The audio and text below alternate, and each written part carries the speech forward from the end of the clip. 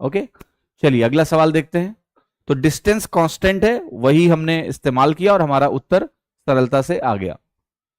एक 6 अंकों की संख्या आपको दी हुई है, इसको ये भी दिया हुआ है कि ये 7, 11 और 13 7, 11, 13 से डिवाइड हो जाएगा। आपको बताना है इसका मान क्या है, y plus 3z upon x की वैल्यू किसके बराबर है।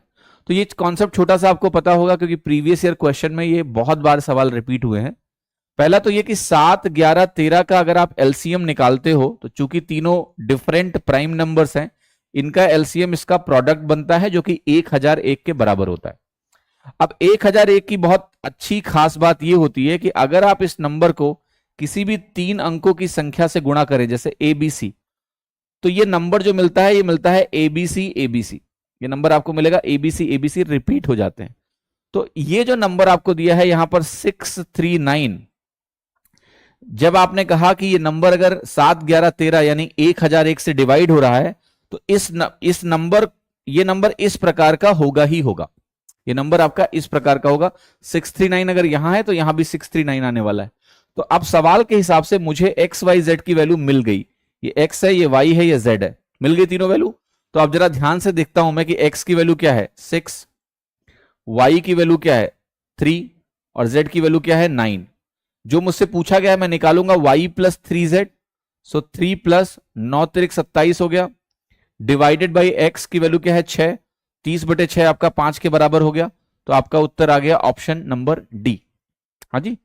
अब यहां पर एक जुड़ा हुआ कॉन्सेप्ट और आप समझ लीजिए कि जैसे मैंने आपको यहां पर यह बताया कि भाई 3 अंकों की अगर संख्या है और उसको अगर आपने 1001 से गुणा किया, ठीक है, तो वो एबीसी एबीसी बनता है। तो एक चीज और देखिएगा, अगर 2 अंकों की संख्या को आप 101 से गुणा करोगे तो आपको मिलेगा एबी एबी।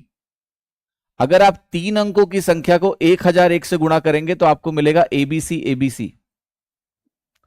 अगर आप एक 4 अंकों की संख्या ले लें और उसको आप गुणा कर दें 1 के बाद 3 0 फिर 1, तो आपको मिलेगा A B C D A B C D. आपको पैटर्न समझ में आ रहा होगा, ठीक है, कि अगर 2 अंकों की संख्या है और 1 और 1 के बीच में 1 0 है तो ये रिपीट हो जाता है 2 बार। अगर मेरे पास 3 अंकों की संख्या है और 1 और 1 के बीच में 2 0 है तो ये एबीसी एबीसी 2 बार रिपीट हो जाएगा। अगर 4 अंकों की संख्या है और बीच में मेरे पास 3 0 है तो एबीसीडी ये 4 अंकों की संख्या रिपीट हो जाएगी। तो ये एक पैटर्न है जिस पैटर्न पे आपको हो सकता है एग्जाम में आपसे ये वाले पैटर्न पे सवाल पूछ लिया जाए, ठीक है। तो इसके लिए आप क्या रहेंगे, तैयार रहेंगे, ठीक है, आपको दिक्कत नहीं होनी चाहिए।